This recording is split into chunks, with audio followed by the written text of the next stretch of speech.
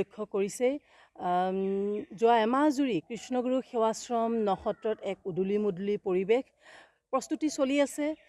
কৃষ্ণগুৰু সেৱাশ্ৰম নসত্ৰত অহা 31 জানুৱাৰী 2025 ইংৰাজী তাৰিখৰ পৰা ৰাতিপুৱা 6 বজাৰ পৰাই কৃষ্ণগুৰু অখণ্ড একনাম কীৰ্তনৰ আৰম্ভণি হ'ব আৰু অখণ্ডভাৱে 12 দিন পৰ্যন্ত এই একনাম কীৰ্তন চলি থাকিব।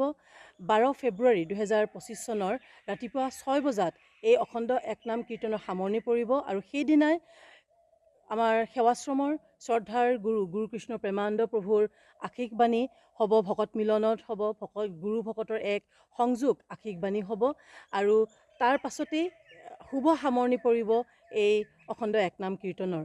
তাৰ বাবে আমাৰ ইয়াত প্ৰস্তুতি চলি আছে। আপোনালোকে দেখিছেই কৃষ্ণগুৰু সেৱাশ্ৰমৰ বাকৰিত আজি 9 ৰূপেৰে সজাই তোলা হৈছে বিশাল কীৰ্তনঘৰ, কৃষ্ণধাম, লগতে সুবৰ্ণপুৰ, তাৰপাছত ভকত ভক্তাসকলে য'ত থাকিব সেই শয়ন কক্ষ, শিবিৰ আৰু ভোজনালয় সকলোখিনি যেন 9 ৰূপত সাজি তোলা হৈছে আৰু তাৰ বাবে আমাৰ ভকত ভক্তাসকল ইয়াত কৰ্মীসকল লাগি আছে। আমি অসম তথা অসমৰ বাহিৰত যিসমূহ আমাৰ শাখা সেৱাশ্ৰম আছে 107খন শাখা সেৱাশ্ৰম, সেই শাখা সেৱাশ্ৰমৰ সমূহ ভকত ভক্তাক লক্ষ লক্ষ ভকত ভক্তাক আদৰিবলৈ আমি প্ৰস্তুত হৈছোঁ আৰু ইয়াৰ লগতে যিসকল দৰ্শনাৰ্থী আহে, ধৰ্মপ্ৰাণ ৰাইজ আহে, তেখেতসকলক আদৰিবলৈও আমি প্ৰস্তুত হৈছোঁ।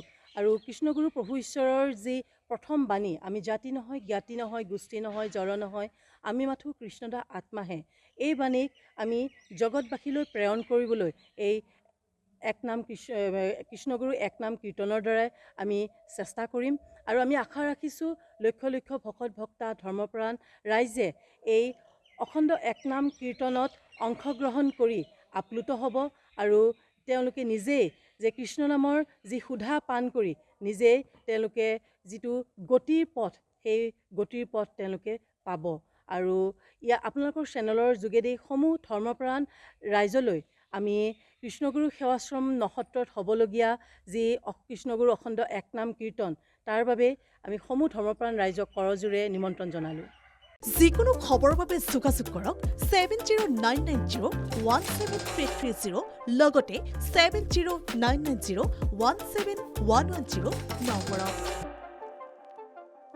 যিকোনো খবৰৰ বাবে যোগাযোগ কৰক 7099017330 লগতে 7099017110 নম্বৰত।